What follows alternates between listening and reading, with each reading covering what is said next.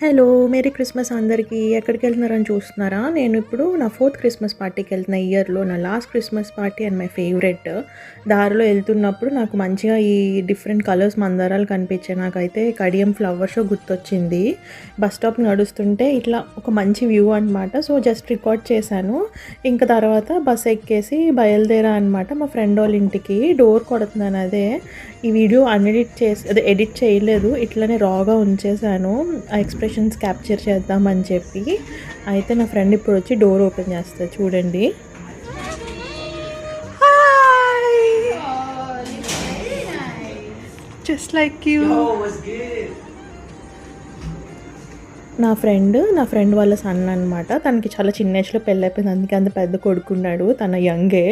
అయితే అట్లా కొంచెం మేమిద్దరం మాట్లాడుకున్నాక అప్పటికి బ్రో వాళ్ళ ఫ్రెండ్స్ వచ్చారనమాట. వాళ్ళందరూ కూడా హాల్‌లో కూర్చున్నారు.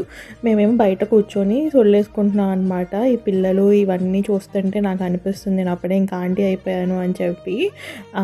యాక్చువల్లీ నేను డైట్‌లో ఉన్నాను. కానీ నా ఫ్రెండ్ చాలా వెరైటీస్ వండింది.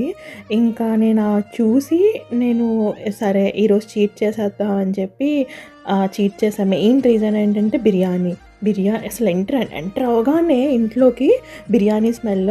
ఇంకా సరే అని తినేద్దాం అనుకున్నా. పిల్లలతో కేక్ కట్ చేపించారు. ఫస్ట్ ప్రేయర్ చేశారు, తర్వాత కేక్ కట్ చేపించారనమాట.